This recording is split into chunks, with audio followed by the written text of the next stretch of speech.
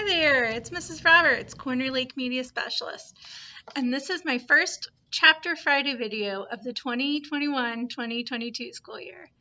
And I'm excited to share an oldie but goodie with you today, Skeleton Creek. Skeleton Creek is a really cool book series. It's in my favorite genre, horror, because I love scary stuff. And what's so cool about this book is how interactive it is. So you read the book, you watch the videos, and you uncover the mystery. So it's an active process of reading this book. They have videos online and different things that you can see when you go on their website. And so I highly encourage you to check out this book. I'm going to read you a little bit of it. It's typed in like kind of a cool font, make it more authentic. Monday, September 13, 5:30 a.m.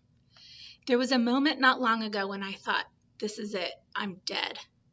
I think about that night all the time, and I feel the same fear I felt then. It happened 2 weeks ago, but 14 days and nights of remembering have left me more afraid and uncertain than ever, which I guess means it isn't over yet. Something tells me that it may never truly be over. Last night was the first time I slept in my own room since everything happened.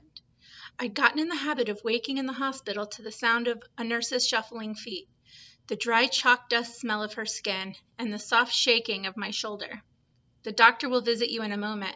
He'll want you awake. Can you sit up for me, Ryan? There was no nurse or doctor or chalky smell this morning, only the early train crawling through town to wake me at 5:30. But in my waking mind, it wasn't a train I heard. It was something more menacing, trying to sneak past in the early dawn, glancing down the dead-end streets, hunting. Turn this page. I was scared, and then I was relieved, because my overactive imagination had settled back into its natural resting state of fear and paranoia. In other words, I was back home in Skeleton Creek. Usually when the morning train wakes me up, I go straight to my desk and start writing before the rest of the town starts to stir. But this morning, after shaking the idea that something was stalking me, I had a sudden urge to leap from my bed and jump on board the train. It was a feeling I didn't expect and hadn't the slightest chance of acting on. But still, I wondered where the feeling had come from. Now I've rested this journal on a TV tray with its legs torn off, propped myself up in bed on a couple of pillows, and have started doing the one thing I can still do that has always made me feel better. I have begun to write about that night and all that comes after. Monday, September 13th, 6:03 a.m. I need to take breaks. It still hurts to write. Physically, mentally, emotionally. It seems like every other part of me is broken in one way or another. But I have to start doing this again. 2 weeks in the hospital without a journal left me starving for words. I have kept a lot of journals, but this one is especially important for 2 reasons. Reason number 1, I'm not writing this for myself. I'm putting these words down for someone else to find, which is something I never do.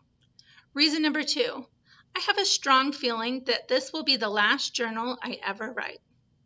My name, in case someone finds this and cares to know who wrote it, is Ryan. I'm almost old enough to drive, although this would require an access to a car, which I lack. I'm told that I am tall for my age, but I need to gain weight, or there's no hope of making the varsity cut next year. I have a great hope that I will remain thin. I can imagine what this morning would have been like before the accident. I would be getting ready for the hour-long bus ride to school. I would have so much to say to Sarah. An hour next to her was always time well spent. We had so much in common, which kept us from going completely crazy in a town populated by just under 700 people. I'm really going to miss those conversations with Sarah. I wonder if I'll get lonely. The truth is, I don't even know if I'm allowed to mention her name. But I can't stop. I'm a writer. This is what I do. My teachers, parents, even Sarah, they all say I write too much, that I'm obsessive about it. But then, in the same breath, they can't help but mention that I'm gifted. Like when Mrs. Garvey told me I understand words and their usage in the same way a prodigy on the piano understands notes and sounds. But I have a much simpler answer, and I'm pretty sure I'm more right than my teacher is. I have written a lot every day, every year, for many years in a row. Practice makes perfect. I think my favorite writers are those who admitted while they were still alive that they couldn't live without writing. John Steinbeck, Ernest Hemingway, Robert Frost, guys who put writing up there in the same category as air and water. Write or die trying. That kind of thinking agrees with me, because here I am, write or die trying. If I turn back the pages in all the journals I've written, I basically find two things: scary stories of my own creation and the recording of strange occurrences in Skeleton Creek. Now it's getting good. I can't say for certain why this is so, other than to fall back on the old adage that a writer writes what he knows, and I have known fear all my life. I don't think I'm a coward. I wouldn't be in the position I am in now if I was a coward. But I am the sort of person who overanalyzes, worries, and frets.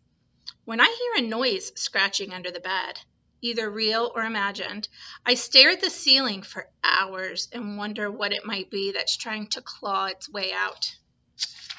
I picture it with fangs, long bony fingers, and bulging red eyes. For a person who worries like I do and has a vivid imagination to match, Skeleton Creek is the wrong sort of place to endure childhood. I know my writing has changed in the past year. The two kinds of writing, the made-up scary stories and the documenting of events in Skeleton Creek, have slowly become one. I don't have to make up stories any longer because I'm more certain than ever that the very town I lived in is haunted. This is the truth, and the truth I've learned can kill you. I'm tired now, so tired. I have to put this down, even if I can't stop thinking about it. So to find out more about the hauntings and strange occurrences in Skeleton Creek, come to the Corner Lake Media Center and check out this book. You will read the book, you can go online and watch the videos, and there are at least 4 books in this series. Have a great day. Happy reading, Eagles.